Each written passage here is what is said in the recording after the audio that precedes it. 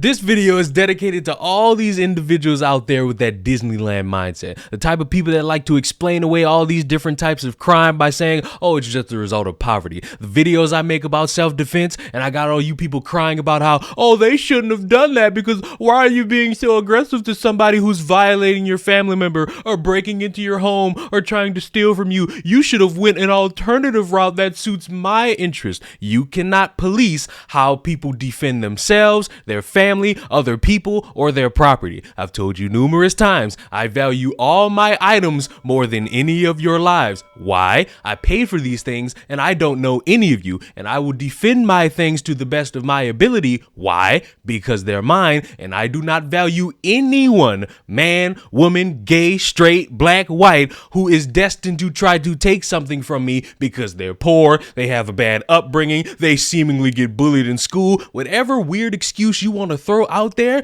it doesn't matter. Why? Because you're trying to steal from somebody else. And guess what? To all the people that say, oh, well, there's different avenues and you could just give them your things. That is true. I am not going to say you should be fighting for your life to defend your things. If you want to do that, cool. If you don't, cool. But guess what? A criminal don't value none of that. And they will take the opportunity, if need be, to just casually do whatever they want to violate you and your space. Why? Because they're not considerate of you and your Twitter account and what you feel inside and what your sexuality is and how you want to be represented in movies. They care about coming up off you and all the things you hold dear. Case in point, Mississippi man with a criminal past arrested in execution-style murder of a gas station cashier. A suspect has been arrested and charged with the murder of a 33-year-old Panmir Singh of Tupelo, Mississippi. According to the local news, the 26-year-old Chris Copeland has been arrested and charged with capital murder, a crime eligible for the death penalty.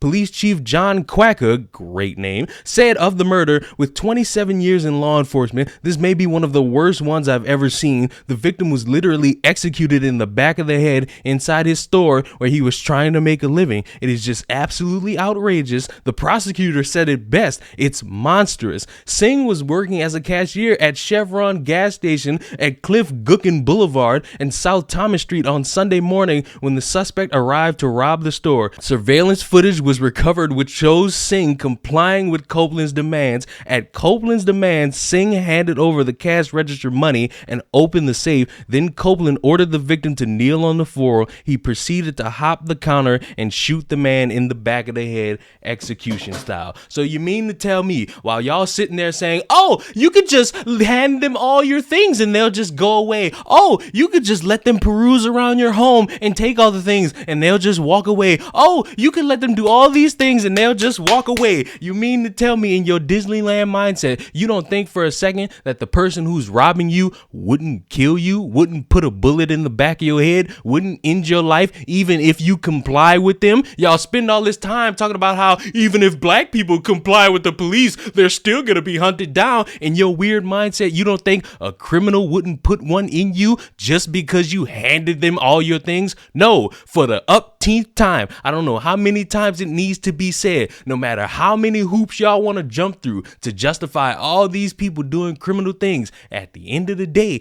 they're criminals. They're murderers, they're thieves, they're robbers. They are individuals who choose to value themselves more than the general public. Y'all talk about how the community needs to come together. We need to do this, we need to do that. But when it comes to somebody protecting themselves and putting it into their own hands, apparently that's the problem because, oh, we need to understand the plight of all these different people. We should stop normalizing how we take action against people because we need to understand how they feel.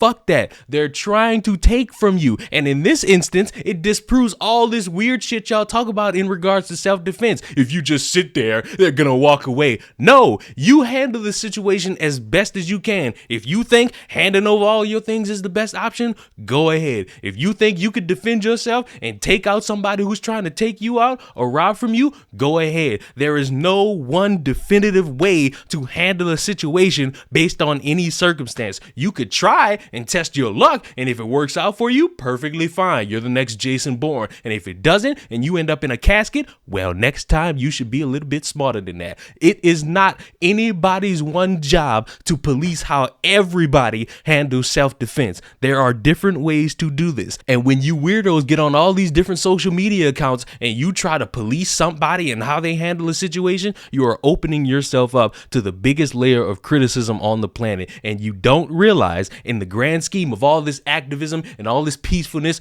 criminals don't care about any of you. They care about what they want. Here's an interesting thing I found out right before I recorded this video. New Orleans, Louisiana is now the murder capital of the United States. And there's a concerned effort for the government to start sending them $80 million to help increase police pay and all these different things that would benefit the police. And I know all you people that like to say abolish prisons and police are going to sit there and cry, oh my God, why are you all doing this? However, my answer to that question is you got all these different instances of crime taking place. Homicide is going up, shootings are going up, and yet all this talk about singing Kumbaya has not worked once. Shot in New Orleans in just the past 24 hours. And as the violence continues, the city council's data analyst says New Orleans could have the nation's highest murder rate per 100,000 people. Natasha Robin explains. Kaladesh was locking up the Magnolia Wine Company in the 900 block of Canal Street around 12:30 this morning when he became startled. Then I'm locking that door, and behind, like I'm looking the noise, boom, boom, boom, boom, boom. I'm too scared. Without hesitation, he said he knew something terrible happened and he needed to get out of there. You took off running down the street? Yeah, I took off running. 2 men on Canal Street were shot. About an hour later, the NOPD investigated another shooting, this time on the West Bank. The victim shot 8 times. We're from Vancouver. Even tourists like Trevor Gross are aware of the city's violence. You pretty much don't want to be alone or out at night. The city council's data analyst, Jeff Asher, released data showing New Orleans could lead the nation for the highest murder rate per capita. It's so tragic. It really is. City Council President Helena Moreno says she and other members of the council view crime in New Orleans as a crisis. I can tell you that myself and other council members don't feel like there is that tenacious, urgent response around crime. And we also feel that there's a bit of downplaying of the crime problem in New Orleans. And let me tell you, it is severe and it is a crisis. Asher compiled data that shows New Orleans had 145 homicides as of June 30th, setting the murder rate at 36.8 per 100,000 residents. Baltimore is in second place and Birmingham in third. Cities like Detroit and Baton Rouge are missing from the list. But Asher said that's because he used data from cities with public crime dashboards and had more than 200,000 residents.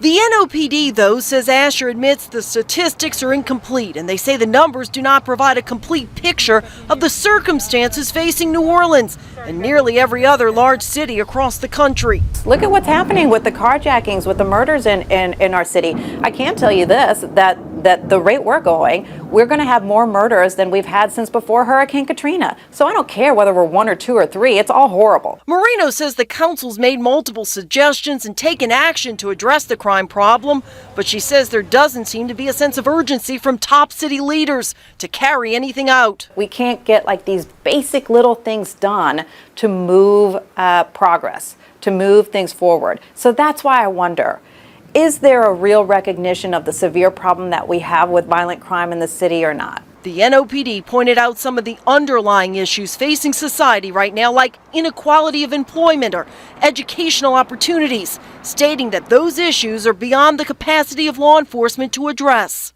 Natasha Robin, Fox 8, Local First. Why? Because all that rigmarole of thinking positive does not handle any of the negative. So if you continue to choose to ignore the negatives in your cities, especially the ones with the black people are the majority, because I know how you white saviors want to care about black people all the time, and I know how all you black activists want to sit there and say the black people are always the victims. If you choose not to acknowledge any of that, guess what? All the negatives are going to outweigh any positive that you think of, to the point where, yeah, the government is going to to say, we're going to make sure the police get more so that they can handle this issue, because the community not doing a damn thing. So to wrap this all up into a neat little bubble, all these ideas of self-defense, activism, working together, it's all sounding pretty cool. You still have to deal with the obvious negative, which is a bunch of criminals running roughshod all over the state. So subscribe to the channel. I'll see y'all in the next one. Figure it out for yourselves. I'ma just keep laughing at how stupid y'all sound.